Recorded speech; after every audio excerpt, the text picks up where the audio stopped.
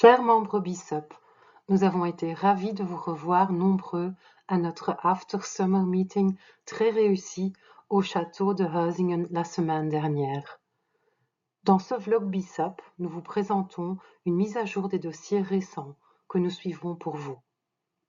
Le dossier sur l'harmonisation des valeurs maximales, peu de progrès. La commission Nutrivigilance serait enfin en vigueur.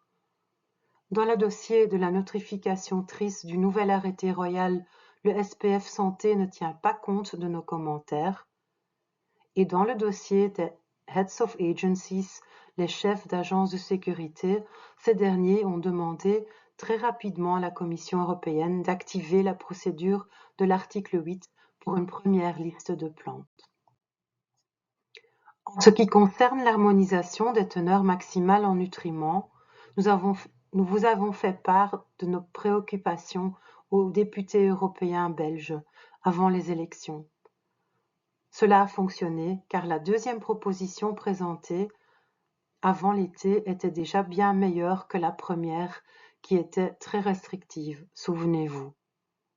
En tant qu'industrie, nous demandons plus de transparence, plus de consultation et une étude d'impact pour évaluer les conséquences économiques du modèle proposé. Lors de notre réunion avec le SPF Santé cette semaine, les responsables ont déclaré qu'ils ne souhaitaient pas encore prendre position dans ce dossier. Ils nous ont toutefois assuré qu'ils soutiendraient des plafonds raisonnables qui seraient réalistes pour notre industrie tout en garantissant la sécurité des consommateurs. Les parties prenantes seront consultées lors de la consultation publique qui est prévue pour la fin de l'année ou le début de 2025. Notre fédération européenne, EHPM, a publié un modèle et l'autre fédération européenne, Food Supplements Europe, avait fait de même. Afin de parler d'une seule voix aux autorités de l'Union européenne, les modèles sont maintenant alignés. L'équipe BISUP y a travaillé. Lors de nos consultations avec le SPF Santé, celui-ci a confirmé que la commission d'experts a finalement été mise en place. Les membres de la commission élaborent actuellement la méthodologie d'évaluation de la causalité des effets secondaires. Les responsables du SPF nous ont informé que, jusqu'à présent, seuls des cas légers d'effets secondaires avaient été signalés. Ils nous ont assuré que nous serions consultés avant qu'ils prendraient des mesures de gestion de risque, telles que l'interdiction d'un ingrédient ou la limitation de la dose d'un ingrédient. Ne manquez pas de nous tenir informés de vos expériences en matière de nutrivigilance, afin que nous puissions essayer d'ajuster le système qui est quand même encore imparfait à temps.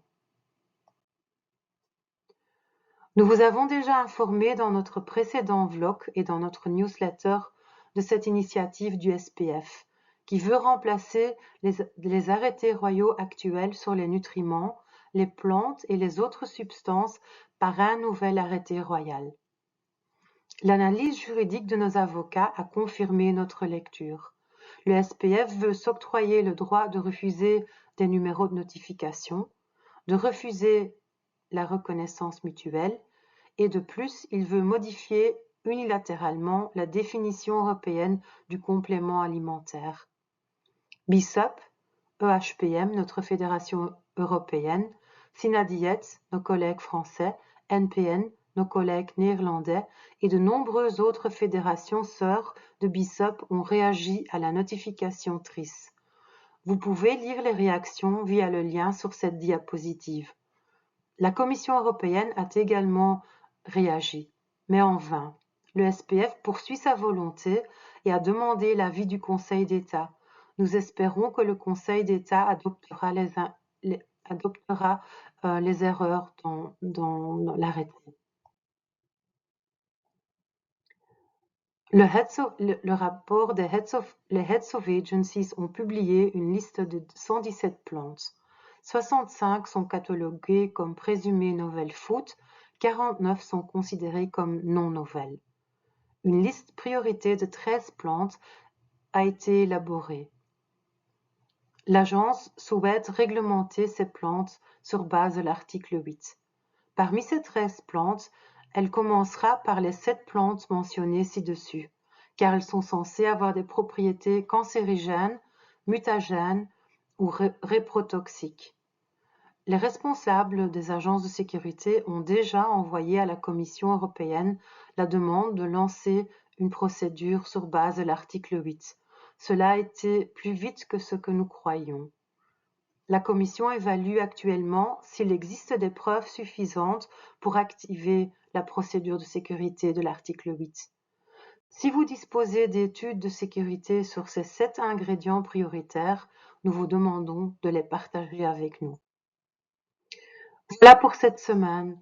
N'hésitez pas à consulter notre newsletter ou notre site web. Et n'oubliez pas de nous suivre sur LinkedIn, sur notre nouvelle page BISOP ou sur X, l'ancien Twitter. À bientôt pour une nouvelle actualité BISOP via vlog. Le 14 octobre, nous lancerons notre nouveau site web. Restez à l'écoute.